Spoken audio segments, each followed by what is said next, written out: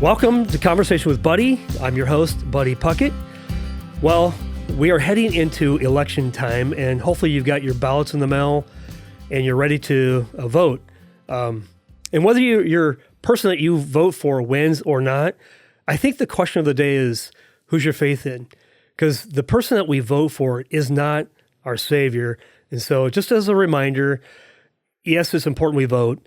And I love the quote by John Quincy Adams. He says, duty is ours, results are God's. So I'm hoping and praying that you're praying and that you're just trusting God through this process. And get your votes in, and then we'll leave the rest up to God. So today I just want to talk about, before I bring my guest on, this is a past guest. I'm always excited to have a returning guest. There's always wisdom there, and I can't wait to unpack that. But I want to talk about this word gratitude. I don't think I often talk about gratitude enough. I notice that sometimes when people, we all do this, we all complain from time to time, or we're discontent. But I notice when I'm grateful for what's in my life, then I'm often not discontent. So let's talk about gratitude for a moment. Things I'm grateful for. First and foremost is my faith in Christ, the propitiation of my sins, that Jesus died on the cross, was buried, and rose again on the third day. That's number one for me, and I think it is for my guests as well, but we'll hear about that in a moment. Secondly, I have great parents, my mom and dad. My mom passed away about 10 years ago, and still have my dad, and get to hang out with him quite a bit. And I'm really grateful for great parents. And so if you have great parents, or if you have parents at all, which you do, be grateful, because without them, there wouldn't be you. I'm grateful for my sister. I'm exceptionally grateful for my wife, Sean, and my daughters, Emily and Molly. I have a new son-in-law, Parker.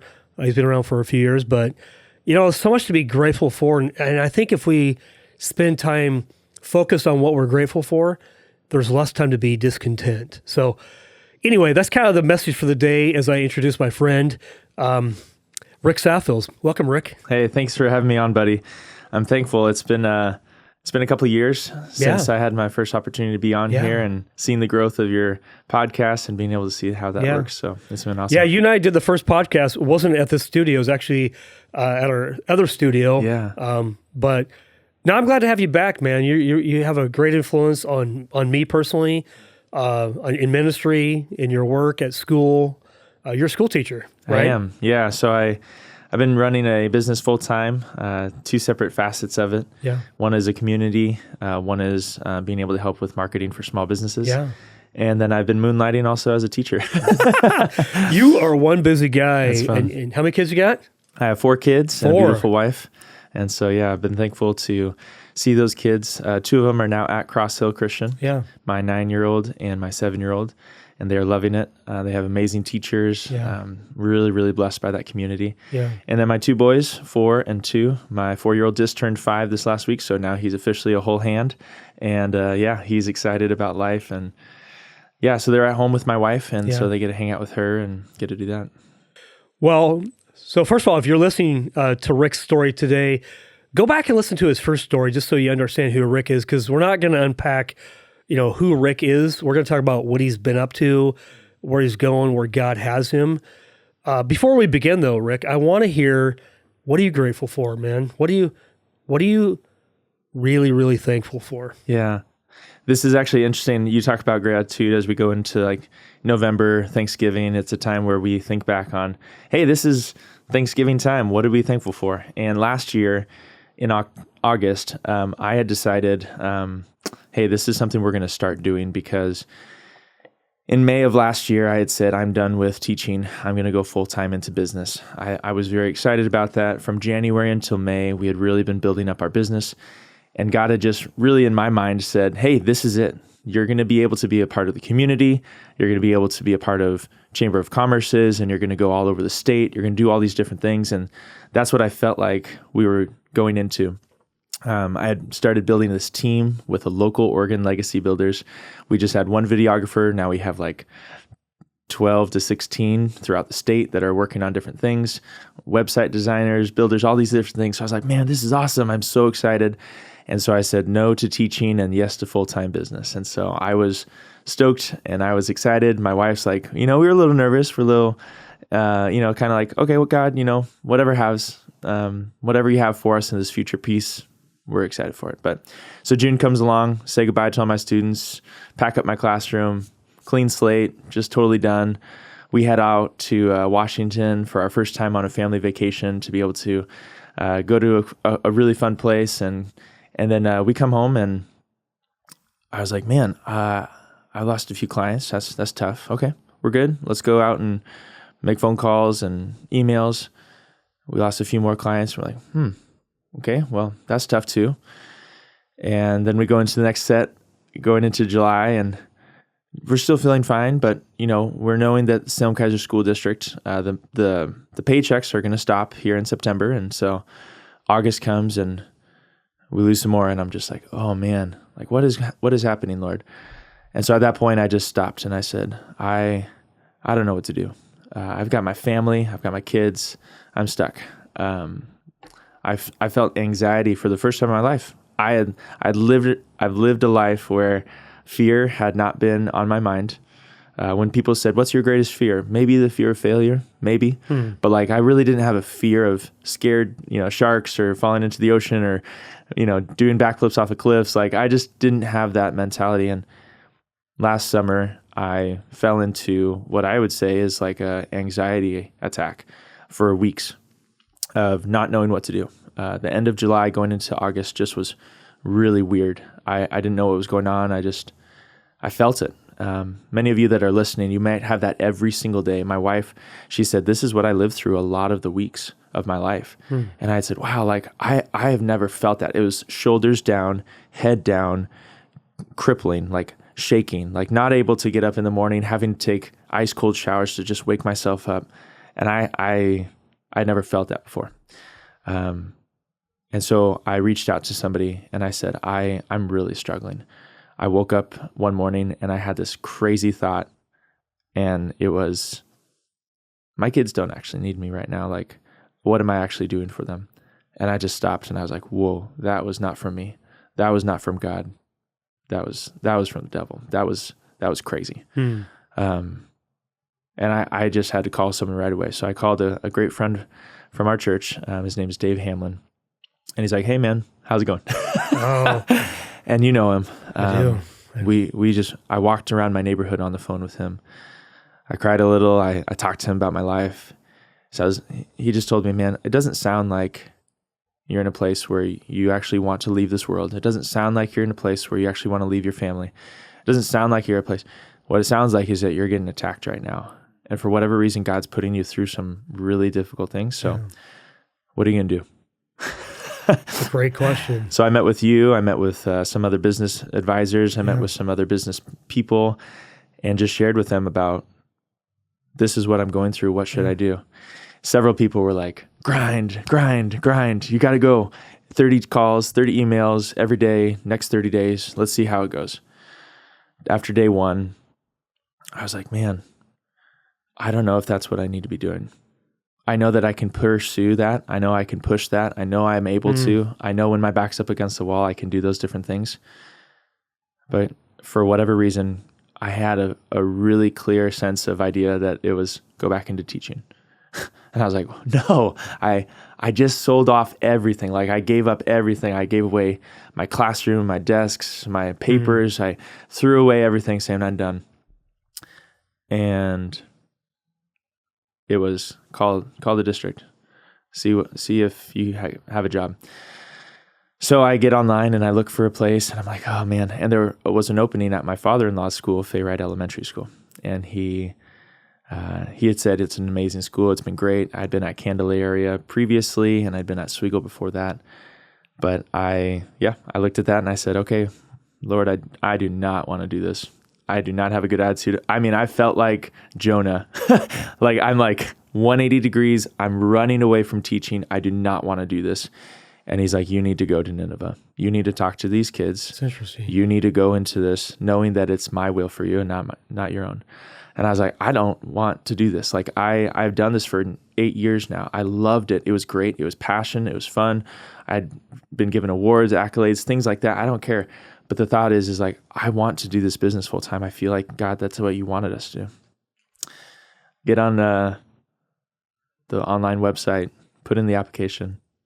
They send me a phone call really quickly from the principal. And she's like, hey, I know who you are. I mentored you back at your first school. Yeah. I was like, yeah, I remember. And she said, I'd love to have you at our school. I'm going to go through the interview process. We have other people, but you're going to be able to teach here. And I was like, man, okay. And we were on a camping trip, hung up, and I was just like, This is late August, early September. yeah, first week in August, second week in August. Yeah. And I'm just like, oh, great. Get a call back. Hey, you're probably going to get this job. Thank you. Yeah. Like, just like not excited, not in a good headspace. My father-in-law's like, hey, you're going to get to work with me. Yay. Just like, knock, knock. Who's there? Yeah. Woo. Woohoo. Woohoo. Yeah. I just wasn't there mentally. I was then given an opportunity to go back to Candelaria. Yeah. Same principal said, hey, your classroom hasn't been filled. You have a chance to come back. We had another person drop out. If you want to come back, do it. We'd love to have you. No, I think I need a clean start. I think I need to be able to go into this new school. All right. So I went into Fay Wright, walked into the classroom. The guy had just retired after 20 something years of teaching. He was done. And I'm walking into this clean slate. I have no bookshelves. I have no books. I have nothing. I mean, I got rid of everything. Yeah. And it had just been 3 months of transition. Right. But I had gotten rid of everything mentally, physically. I didn't have lamps. I didn't have erasers. I didn't have books for my kids to read. I had nothing. Like, I just said, okay, what do I need to do? So that weekend, it was August 28th, very, very specific. And we had prayed, God, get my heart right. What do I need to do?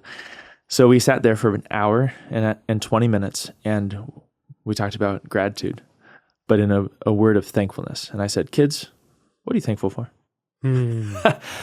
And So interesting. we took out a blank piece of paper and we wrote down everything. And I have it still in my house, and I look at it constantly. And that piece of paper on one side, I mean, we wrote down fingers, toes, sky, pancakes. I mean, we wrote down the home, family.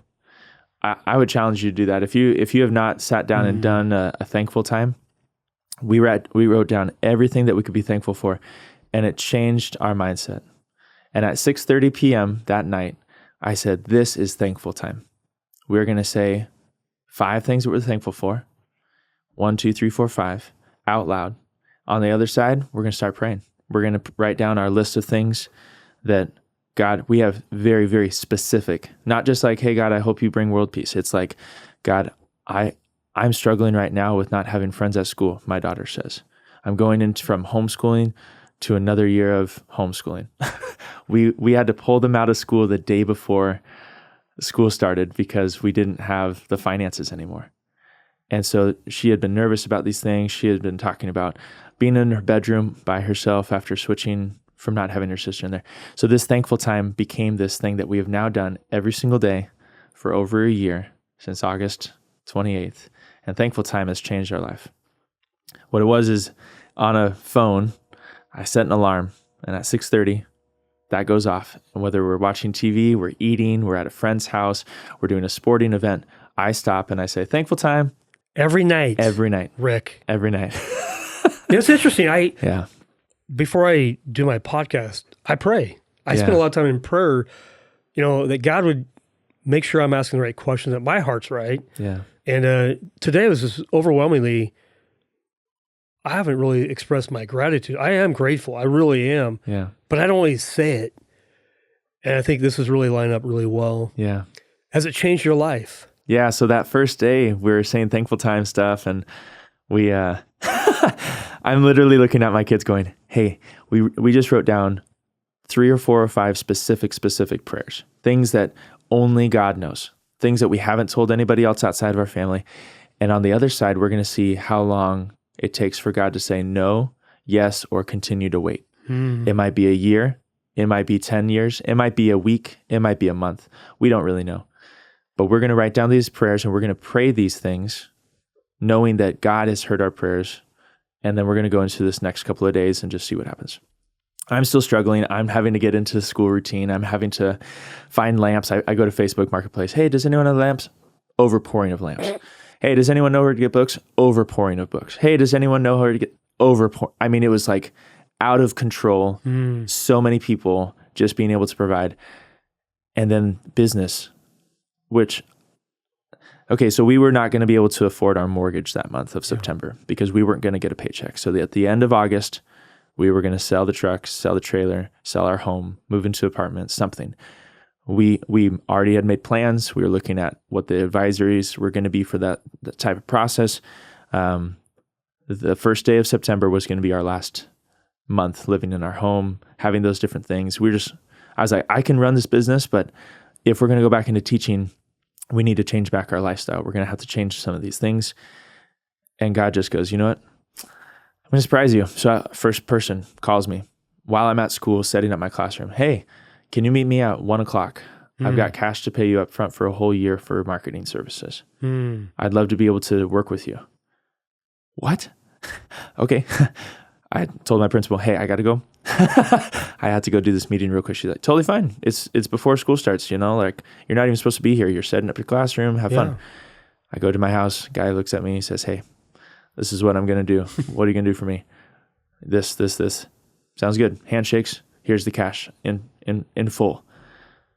Lord, thank you. We go to that list. This is one of those specific things. Checked off. Next guy, Friday morning. Hey, I need you to drive to Eugene. I need you to do this for me. Well, I'm going to pay you up front right now. Like, I'm going to give you this. I just need you to do this project. Okay. So I drive to Eugene. We do the whole project, get it done, paid up front. Check. God, thank you. Okay. Another person. Boom, boom, boom. It was over and over and over again. Another person heard about what was going on in my story. He sends me a message late at night. He just goes, I have an abundance this month. I really want to bless you. Boom, sends it. You can't make this stuff up, Rick. He went 5-fold beyond what we were going to make that month into 5-fold of what we were expecting. And I was just like, oh, okay. So now I'm the busiest that I've ever been. I'm teaching full-time again. We have 5-fold what we needed. And I just stop and go, God, you answered 1, 2, 3, 4, 5, 6, 7, 8, 9, 10, 11, 12. 12 prayers in 6 days of those very, very specific things. Some of them were no's and some of those were yeses. And we're just like blown away. We're like, no way. This is crazy. And I told my kids, I'm like crying coming in. I was like, guys, this isn't real. This doesn't happen. This is a miracle. And they're like, Dad, we see that. Look at this. Look what God did. And they're checking it off and they're getting excited and they're jumping up and they're giving hugs and they're fist bumping. And I'm like, these kids are watching this take place in front of them.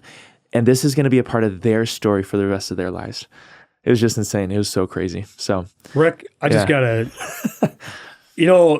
so I'm going to read a scripture real quick. It says, give thanks to the Lord, for he is good. His love endures forever. That's Psalm 107:1. Here's the deal. God can do all things. We agree, right?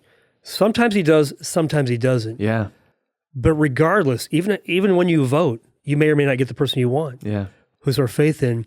And I think what I'm hearing is that God's been there all along, ready to bless you according to his riches, not Rick's, his. Yeah. And when you began to give thanks and make it a practice through obedience, because you mentioned Jonah. I was thinking Job, really. Yeah. We all have a Job story, woe is me and this is what happened. Yeah. But really, you were going in a direction you thought you wanted to go. And God's like, Rick, stop it. I'm gonna make you come back and do it the way I want you to. And when you do through obedience, what I'm seeing is that I don't get it. I'm not excited, but I'm gonna do it. God's like, okay, now I'll bless your business. Yeah. Simply through obedience, man. I don't know. And it really was like when you look at the story of Jonah, he says like 6 words, maybe 7 words. turn away from your sin and repent. Hmm. And he didn't say it with like ringing of bells and joy and all these things. It was literally turn away from your sin and repent. And the whole city comes to know God. And he's like, no. And he's angry about it. Yeah. And so I'm sitting there my first couple of days of school, and I have these kids just walking in, and I'm not like still super excited about it. I'm still in that, because again, Jonah in that story, all of the town of Nineveh is saved. Yeah. And he goes out and he's wallowing and he's on the hillside, and this plant grows up, gives him shade, withers and dies, falls away, and he curses it. And he's like, ah. I get into this classroom setting and I'm just like, man, and my heart wasn't into it. It was really hard because I have these awesome 26 kids who are going to be in my classroom. And I was also told it was going to be the hardest class you've probably ever had. And it was. It was the hardest year of teaching I'd ever had. There was 4 students that I had never experienced before, telling me things that I'd never heard from students before on a regular basis, having to check in, call, have them out of my classroom. But guess what? Those kids, by the end of the year, they were crying for me to stay, crying for me to be able to have, they came back the next day and were giving me gifts and showering me with that. But that year, it was an entire year of turmoil. It was an entire year of waking up, going to school, having to teach with these kids that just, some of them did not want to be there at all.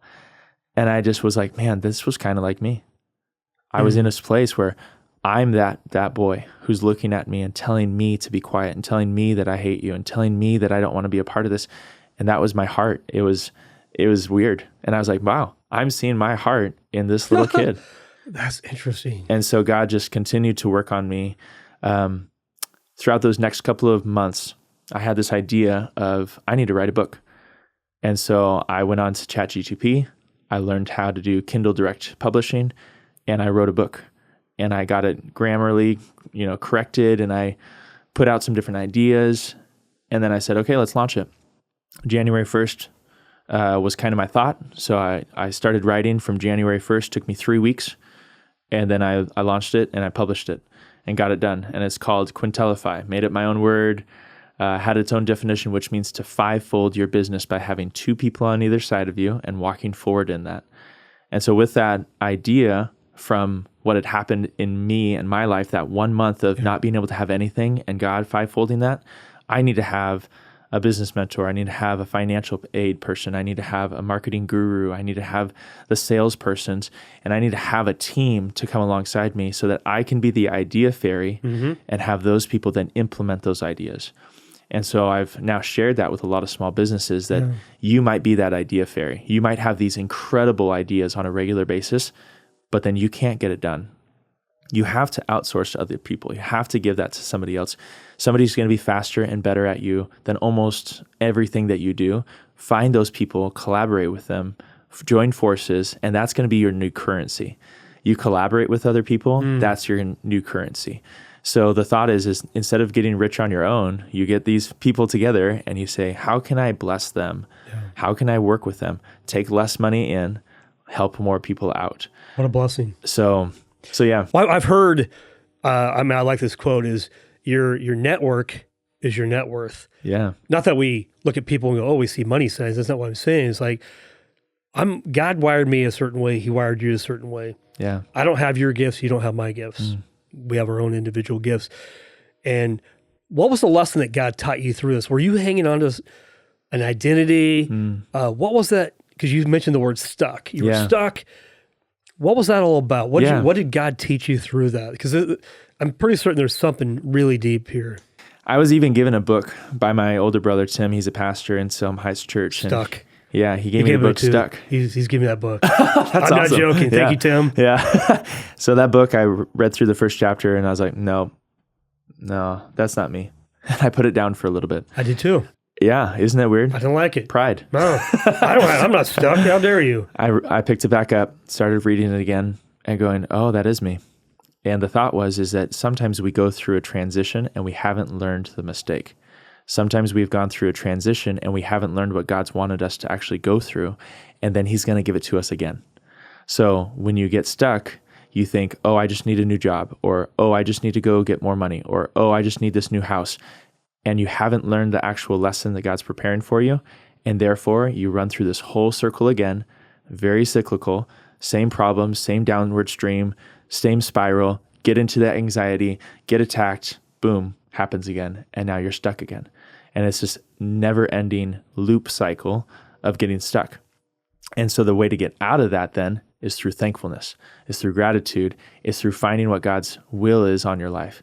And so as I was thinking about that is, if I'm stuck, what do I do? If I'm stuck in my stinking thinking, like Matt McCollin always says, he's another pastor, he just says, if you're stuck in your stinking thinking, you got to get outside of yourself and you got to say, I need to point my direction back to God. I need to look to him for advice. I need to give it all up to him, not closed fist, open-handed, not clenched fist where I'm saying, I got this, I can do this on my own, open-handed saying, it's yours. I have no control. I can't do it. So that's just the part of it where I was thinking like, okay, if I continue to do this on a regular basis, every 3 months or so, every 6 months or so, I'm just going to get stuck. So I finished out the year at Fay Wright, got into the summertime, and I go, you know what? I think that God is wanting me to get out of this public school thinking and go back into ministry. And in that, it's through Cross Hill. And so I was thinking at about May or April of this last year, and I said, you know what? I think it's time that I go back to sharing the gifts that God has given me without making as much money and going into a place where I feel like God really wants me. And so I took an interview. I walked into that interview thinking, okay, 30 or 40 minutes. It was 2 hours long. I was like, wow, I think I'm going to get this job. I go back to my school. Didn't say anything for like a month. I'm just waiting to like find the right moment. So you're back at Fay Wright. Yeah. And but you're now interviewing for a different Crossville. job. Yeah. And so I'm there for the last, month of school. I'm telling my father-in-law, I'm just like, hey, I think that I'm going to be moving on. I think I'm going to be leaving government pay, having a PERS, having a retirement, and just trusting in God. Because even in that small paycheck from being a school teacher, I'm going to go live even less. And I'm going to go live within that means. That was hard too, because, we get into this next summer, now it's just this turmoil of, okay, we know it's going to be less money. It's less finances. It's whatever. If we lose clients, we have to go find more for the business. We have to do these things again. My wife, hey, you're going to have to maybe start doing more photography, more opportunities to help families in this way. And God supplied. Same thing. And it's like every month it's short and we're like, okay, we're just praying. And I don't feel that same anxiety because I know that we've already been through that season of me going, where is it coming from? What's going to happen? I look back to August 28th and every day at 6:30, thankful time. And that phrase comes out, thankful time. And it's just like that with my voice. And my kids fight to see who's going to get to say it first. And we have an order. It's Oakley, and then Lucy, and then Bodie, and then Hadley, and then my wife and I. But sometimes it's Lucy going, I want to say it first. I want to say it first. And it's Oakley going, no, it's my turn. And they're fighting to say what they're thankful for, which is so awesome. It's just crazy. Well, don't you get what you focus on? I mean, and I think this is really good, Rick, that if we will stop and give thanks, and you know what? My wife and I may have to start talking about 6:30, like, hey, it's thankful time. I would love that. Because it's easy to be complaining and whining and crying and wham. Yeah. Through this whole thing, I love the verse John 10:10. Do you know what it says? The thief comes to steal, kill, and destroy. But I, Jesus, have come to give life and give it abundantly. Yeah. Now, I'm reading a book right now. It's called The Wealth That Money Can't Buy. It's not a Christian book by any means. The Wealth That Money Can't Buy. We as guys often chase money. I like to work. You like to work. We like to make money. There's nothing wrong with that. But when we have great success and we give ourselves the accolade, we're not thanking the Lord. And then we get through hard times and we start praying, oh, Lord, how did this happen? But in the good and the bad, do we have joy? And I sense, Rick, that you have a level of joy that's inexpressible right now. Am I right? Yeah. So I get to Cross Hill and I I walk into this new community, this new family, and they are like, Rick, even in my interview, they said, we have a Rick-sized hole right now in our middle school. It's shaped just like your gifts and talents, and we want you to be able to be here. And I walk into this atmosphere that is just family. Every day, it's just kids that are wanting to be there, kids that are saying hi to me, parents that are wanting to be there, staff that is wanting to be there. And it's a discipleship school. I mean, they're there to train up the next generation of believers to go out into the world. And there are a few families, that don't know Christ, and they are just getting it every day, which is so cool. But it's just such a unique place and such a unique blessing that every day I'm going home and my kids are like, they're not asking me, so did you have any bad kids today? Which it used to be. Yeah. That was the common phrase. What's the story today, Dad? How many chairs got thrown today in your classroom, Daddy? It wasn't that. It's literally like, I get to see my kids at recess. I get to give them hugs when they're going through the lunch line. I'm giving them high fives every day when they're driving up to school. I'm getting to see them in the line and they're waving at me and yelling out there. I mean, it's just such a different perspective. And I know that financially it like doesn't make sense. Like anybody that goes into a ministry opportunity, it's like, why are you doing that? Like, what even is the purpose? And I look at Paul and I look at my job right now, and I'm a tent maker, and I'm an evangelist. I'm teaching and I'm preaching and I'm going out. I'm not a pastor, but I'm going out. I get to teach for chapels sometimes. I'm going out. We're doing small groups each week. We have these opportunities to be helping out in the community. But then I also need to be a tent maker. So I have another full-time business. We're still building websites. We're still doing social media. The hardest piece is being able to explain that to a business going, like, I still want to be able to give you everything that I can. And I'm also a full-time dad, and I'm also a full-time teacher. So that's my biggest thing that I've just been, continuing to connect with and finding ways to be able to help in the community. Because again, my whole goal is to help people. It's not to get rich. I'm not going to be a millionaire. I'm not here to be able to make extravagant amounts of money. It literally is like whatever we can do to be able to help provide a service that's going to be affordable so that businesses can be able to maintain. So again, I continue to connect with other people. We have joy in that. We are excited. I don't go to very many networking events, maybe one a month. Yeah. It's in the evening. Right. It's not during the school day. I just partnered with a guy that's pretty cool. He's out in Corvallis area. Yeah. And we started making I had seen a couple of years ago, the Connect cards where you touch the iPhone. So we can do it with yours here. Real quick.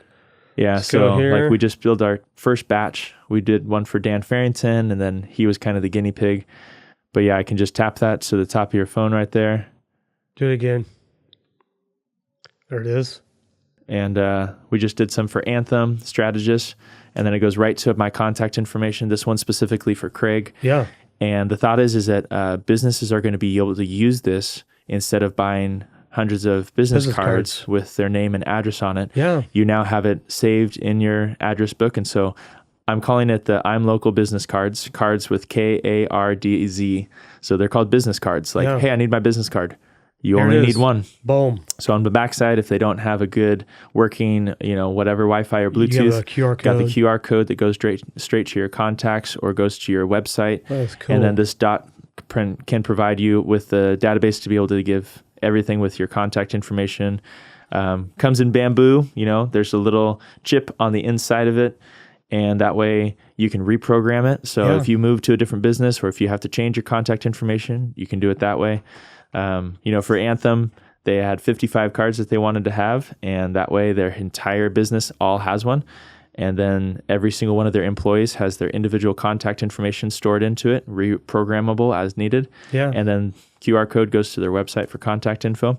So things like this, I always love being able to partner with people. Yeah. We just partnered with a restaurant, so I'm part owner of another little restaurant here in Salem.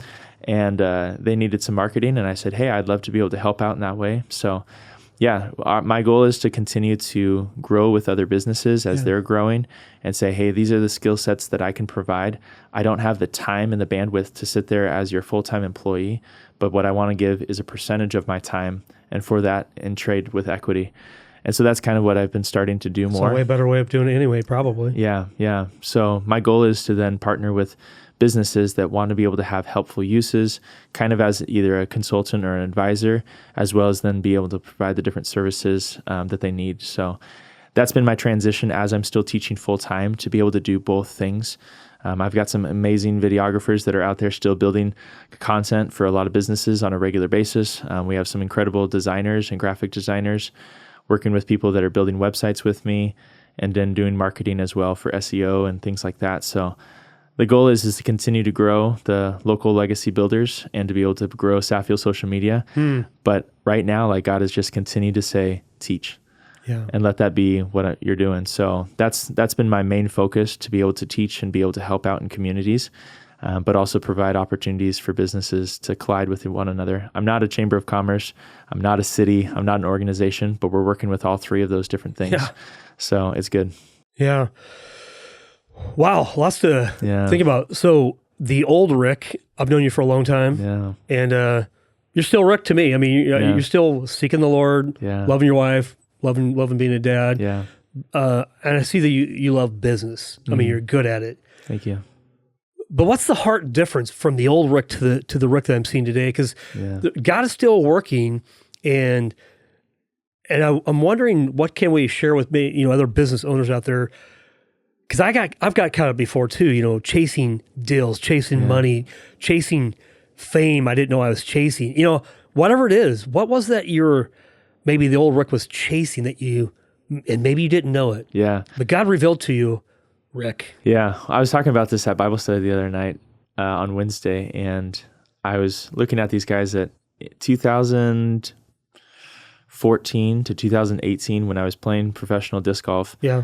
I had said that by the hole 13, if I wasn't sharing the gospel or asking about their life or something more deep, then I wasn't really using my time wisely.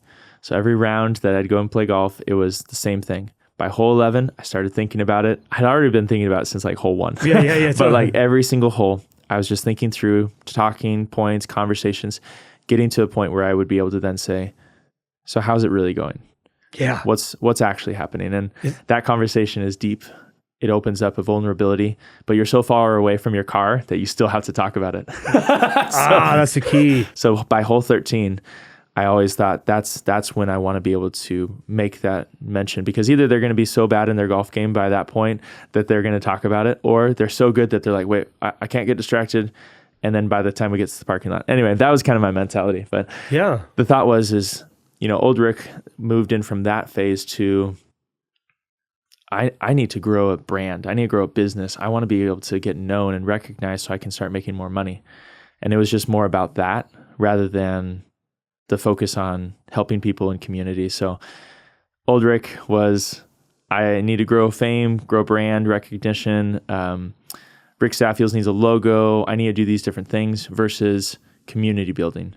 Being able to look at how do I help involve other people. One of my favorite stories that I've loved through the thumb mic interviews that I've been doing over the last 2 years. My favorite thumb mic interview that has caused us to have a really great friendship was Armando Hernandez. Love that guy. So he has done picturesque painting and get them done right. His whole thing is Christian contractor, because his story moved from darkness into light. Yeah. It was not overnight. It took many years. But I love his story. I know what he's gone through, and he is my brother. I mean, honestly, like as close as a brother could get. Yeah. I see him as somebody who has lived a life that has been serving self, and now it's living a life that is serving God. And so as I think about the same thing for me, it's really easy to serve self. Yeah. It's really simple. All you have to do is think about yourself. Come on. All the time. And you get to follow what you want to do, and you get to do what you want to do, and you set up your schedule for what you want to be about, versus you wake up in the morning and say, God, take my schedule, take my calendar, interrupt me. Have you ever asked God to interrupt you during the day? No, I'm gonna write that one down though. Yeah. So my older brother talked about that in a sermon session series that he did, and he's like, welcome the interruptions. And I was like, whoa. And I was like, yeah, that's what I need to do. It's be excited for an interruption. Take the time to stop. I used to do that all the time in college. Yeah. If I saw somebody walking down the side of the road, I'm pulling over. Hey, where do you need to go? Yeah. I don't know. Like, why are you talking to me? Yeah. Let's go get food. Let's go do this. I was doing that all the time. Now I got married, had kids. It was not as safe, not as, whatever. But the thought is like, I stopped for every interruption that I could. I even got in trouble sometimes from professors because I'd show up to class on late. And I was like, oh, I'm sorry. I was just helping somebody that was going from the prison and needing a ride for the first time being outside of the walls. And they're like, are you crazy? I was like, maybe. I don't know. Maybe not. But the thought is just like those interruptions, we need to be ready for them. So if we're so focused on the tunnel vision of here's my goals, here's my success, here's my money, here's what I'm doing, we're not going to be able to have our eyes up ready to see what's going to happen in the community and be ready for those interruptions to take place. Plan your day for that block of time so that you can be interrupted. If your schedule is so packed and you don't have margin, which is old Rick, no margin. Oh, I know that guy. I know that guy really well. I mean, I'm speaking of me, by the way. I'm not saying I know Rick. That's me. it. Yeah. But I mean, I had no margin. So it was my time, my schedule, my things versus God's time, God's schedule, God's things. Even working at Cross Hill now, I have so much more time in the mornings to be able to stop what I'm doing, allow myself to work with kids that need it, work with other adults, have those conversations. It used to be, I have 5 minutes to be able to do these meetings in between this, in between that. It's so focused, so packed. And now it's like, God, you're going to take care of this. Like, I just lost $2,000. God, you're going to take care of this. I don't know how. I have to go work on this. I have to go do this project. I don't have that client anymore. That's a huge deficit. What am I going to do? God's going to take care of it. Is it a foolishness? No. Is it like a blind faith? No. It's a, God, I know that you're bigger than all of these circumstances, and I have to walk boldly into that. I have to be ready for it. Yeah. So it's one of those things that it can be devastating to your self-esteem. It can be devastating to your pride because you have to let go of it. So, yeah. I was talking to my wife recently, the idea of tithing and giving. Maybe you sold a home or you made a bunch of money, now you have to tithe. And a couple of verses that came to mind was God loves a cheerful giver. In the book of Malachi, the last book of the Old Testament, was God's like saying to the Israelites, you're robbing from me. Well, how are we robbing from you? With your tithes and offerings, bring them all into the storehouse, and I will bless you beyond what you can imagine. Basically, the floodgates of heaven will open up.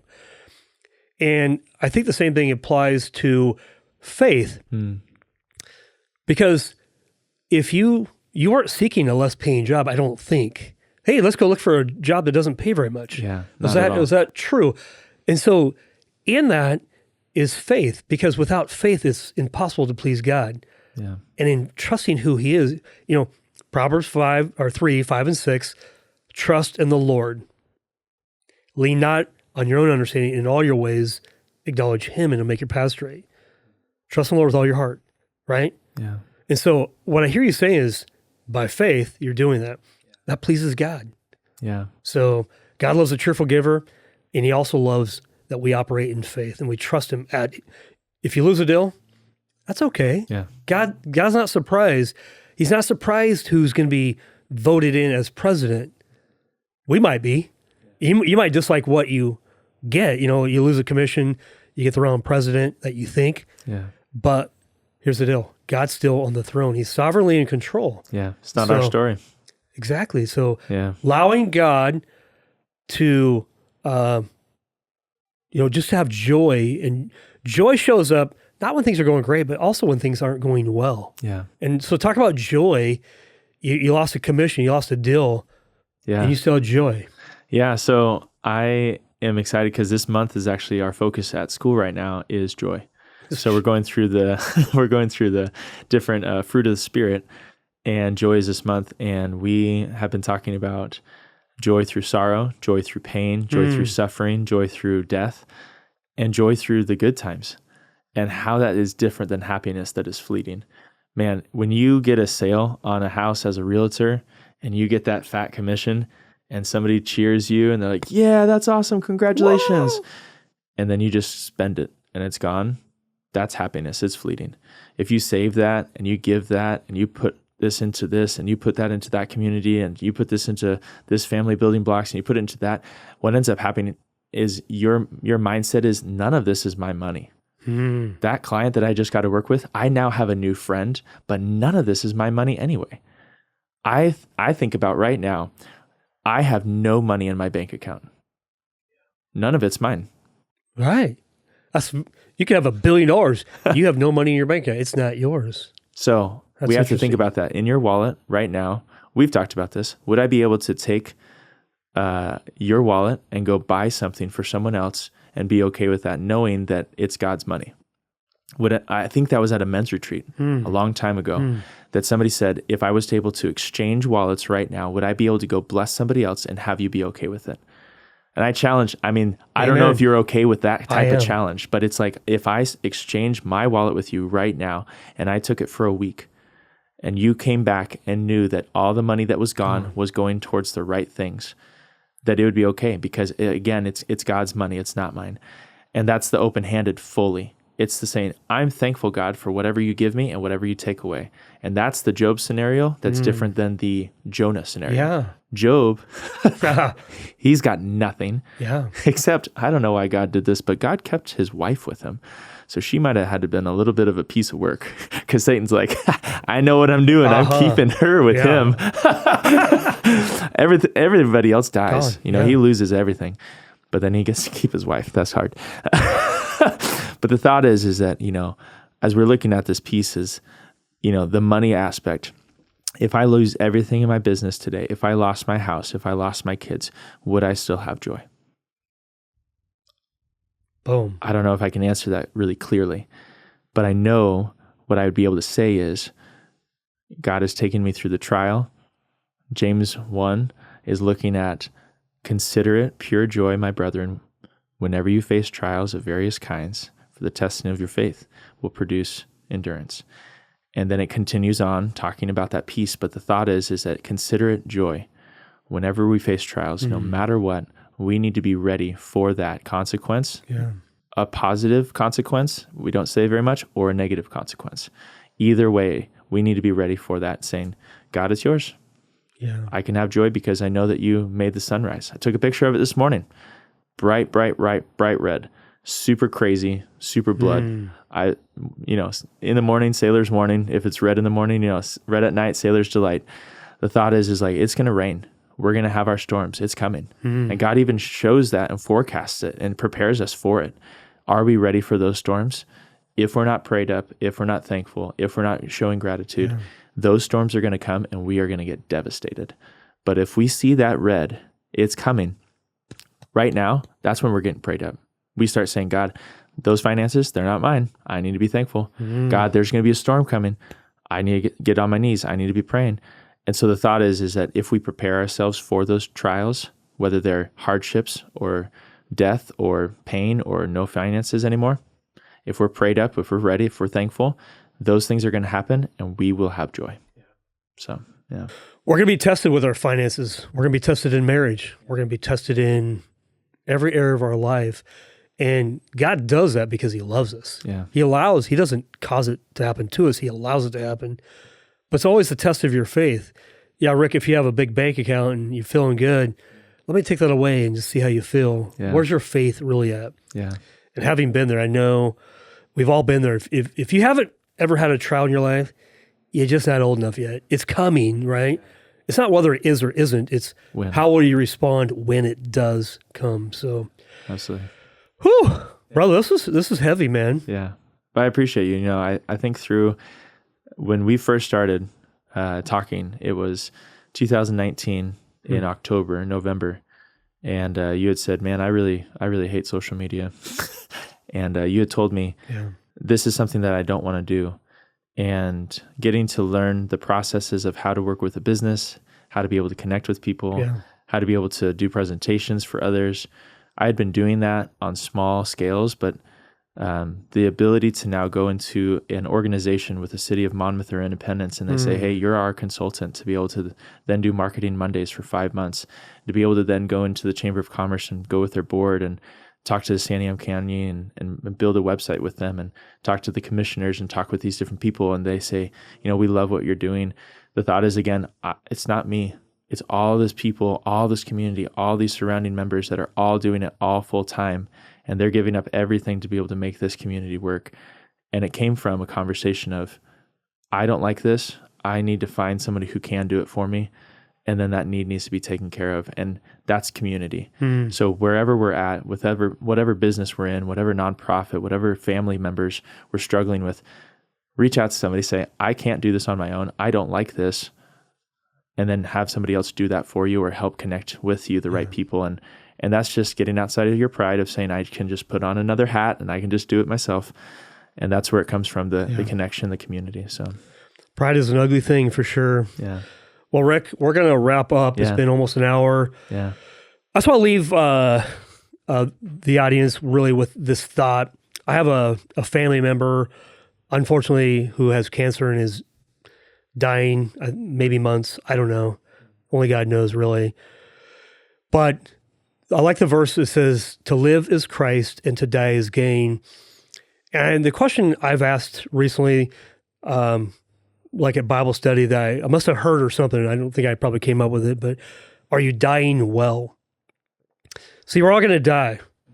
And the question is, where are you going to go when you die? You know, for me, I know where I'm going. Rick, you know where you're going? Yeah, I'm going to heaven. Going to heaven. And, but are you dying well? And the last thing that Jesus said on the cross was, it is finished. He did all the work. He paid for your sins in full. He just asked that we believe in him. And so that's what we're here doing today, is just sharing our faith. We're not perfect, but we're being perfected by him. So are you dying well? And that's where I want to leave us, Rick. I'm going to take away the 6:30 p.m. thankful time. Yeah. And that's huge. August 28th of 2023 changed your life. Absolutely. So yeah. And you talked about how are we going to finish well? That's why we started the Legacy Builders. The idea is that you've started something, you want to be able to then share that with someone else in the future. You're going to be gone. What are people going to remember about you? So being local, being from Oregon, being a legacy builder, you're sharing that with your family. You're sharing that with your kids. You're sharing that with your community. So coming alongside other people who are doing that to finish the race strong, and then being able to sell, exit, strategy, whatever that looks like. Same thing with you. It's like you're going to be gone someday, and Buddy Puckett is going to be forgotten most likely. You might be written in a few history books. Probably not. But probably not. Probably not. I'm not that cool. So we're thankful for that legacy and how we finish well, and we want to be able to continue to see that in the community. So Hey, Rick, if somebody wants to reach out to you, they want to hear more of your story about business, growing, scaling, however you can bless them, how would you want them to contact you? Yeah. If you want to be able to find me on Instagram, I have the Rick Saffeels account. That's kind of my personal one.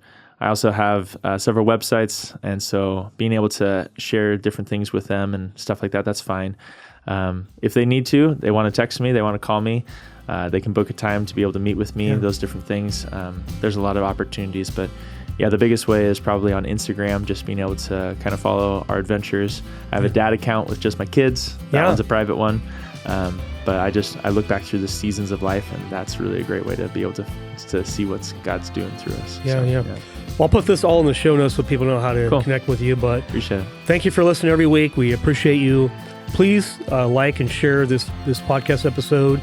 And if you know of anybody that wants to be on the podcast that has a great story, or if you do, I'd love to hear from you as well. So thanks, Rick. Thanks for being here, man. Thanks, buddy. Appreciate you.